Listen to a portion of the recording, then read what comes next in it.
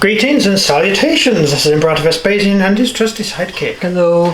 And today we're having a look at light cavalry 1450 to 1500, which is an interesting little period which includes the War of the Roses, plus a lot of stuff going on in Europe between Burgundy and the French. And the Germans are hopping around a bit as well. It's a vaguely interesting period in history, which is mostly, the European stuff is ignored mostly because the War of the Roses happened at the same time. So everyone seems to do War of the Roses. So, yeah, I don't know. Anyway, these are light cavalry from the War of the Roses. And there's some nice little pictures on the back of the different uniforms and stuff. Isn't it funny how the Burgundy is the same as the Welsh, the Henry the VII, same tunic. It's interesting. Anyway, that's the box. These are the figures. They're pretty decent. We've done quite a lot of modelling with them already. And these guys are fully equipped in sort of knight's armour, but with weighted shoes. These shoes are they're sort of, galoshes or whatever you call them. They're the dragoon. Later on, dragoons wore these big thigh boots, which were really heavy, and that's what these are. It's to hold the man on the horse while he's firing or doing his stuff. Hence the heavy. That is actually like a thigh boot sort of thing, isn't it? Which is cool. It's really good. Any comments? No. No? No? They've still got they've still adopted the crown. Like on foot knights, they have the crown for the sergeant. Yes, the officer has that round his head. That's an English thing. No one else seems to use it. The English use them, and it's a little round sort of donut of cloth or different coloured cloth which you wore around your helmet. Because let's face it, you can't really denote each other's sort of person. Officers, they're wearing armour. Yeah. There's very little you can actually do. You need something that makes them stand out. Yeah, yeah. You can also have various other head options. You have this lovely little thing here, which makes you a huge target. That's for the trumpet person. There's one there as well, and generally this guy would be very flamboyant and he'd be wearing different colours to the rest of the unit, so you could see him. And by the Spanish Succession Wars, it got so flamboyant you had guys in bright pink with red polka dots and stuff riding around the battlefield because they were the messenger for the general, and each general had his own colours. So if you saw a guy in bright pink with red polka dots, you knew it was that general who was sending you a message. And if you saw a guy in luminous green with black stripes, it was another officer's runner. Or you just arrive and say, General Blur sent me. Yes, well, I think the idea was so you weren't, so troops would protect the guy because he was carrying a message. So troops would see him and try and protect him. Of course, it made him stick out like a guy wearing bright pink with red polka dots. So the bad guys would try and kill that guy. Yeah. I think that's maybe one of the reasons they did it. I don't know. But we're not doing Spanish Succession. But anyway, this period you're probably actually wearing most of the same gear, but you would probably have the livery coat of your lord. Although then again, a lot of your troops would have the same livery coat. So yeah, I've got 4 books on it on the subject. And I've not really found anything about exact sort of uniforms. I use uniform very loosely, but yeah, certainly livery coats. These are the basic liveries you've got here for various people. Obviously, when the British were abroad, we all wore the same livery, regardless of what lord you fought under. You all wore the same livery, which would be the livery of York during the York period and livery of the Lancastrians, if you're a Lancastrian. Yeah, I think we all know what our opinions are on Lancastrians. Well, Lancastrians went through 3 different liveries because there was 3 different people trying to get to the throne who all died. Henry was the one who won, and of course he wore the green and white. But anyway, on the box they're wearing French Burgundians. That's the Burgundian tunic, which is interesting because the Burgundian tunic is the same as the King's tunic for the English at the Agincourt game we're doing. His own personal troops wore the same tunic. The Burgundians wore the same basic tunic.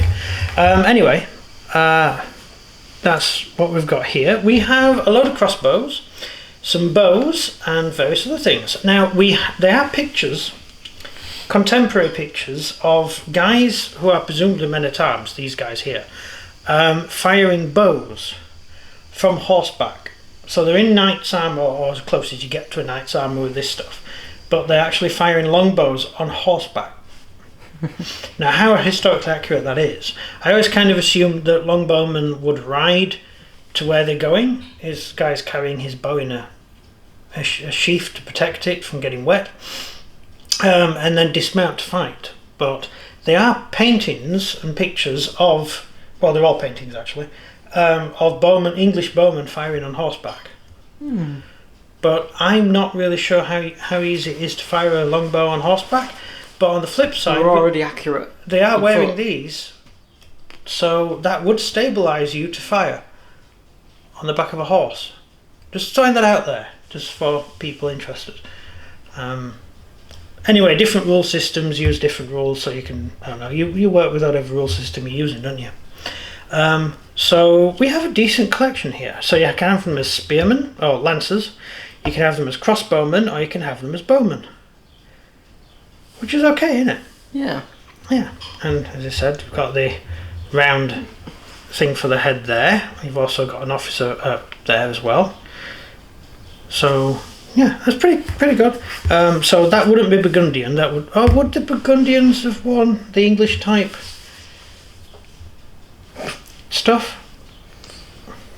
I wouldn't think so, because at the end of the day, aren't the Burgundians the hired men? Well, they're mercenaries, but yeah, they fought for York. Still going to fight their own armour. Yeah, but they would have worn the livery of the troops they were fighting for. Yeah. The Welsh did. They actually wore the livery of Oxford, and trying to think the different. Oh, there's so many people. Yeah. Anyway, they're there, so that's cool. Horses, right? Horses. I think these are exactly the same as the horses for the for the Agincourt. Just pass me an Agincourt horse. One where you can see the trails on it pretty well. This one. Yeah, that'll do. Right, let's have a look. So Agincourt horsey. It's the same horse, right? So it's the same horse. They've reused it in this. So we've already discussed the horses then. So go look at the Agincourt video. Right, and here are some done. Here are some we produced earlier. These are mounted crossbowmen on an impetus base, and they're, who are they? Who are they? Orange with a blue star. Who's that? Oxford. Oxford again. Them ones. Yeah, Oxford. Oxford. That's it. Yeah, them ones. Right. So it's hard. I was distracted by third party. So that's how they base up. That's how they look. So we've got a guy firing. We've got a guy who's already fired and riding around. You've got a guy reloading and a guy with a sword. So that's what they look like when they're done. And that's what they turn out like. So what do we think? Very good sprues, to be fair.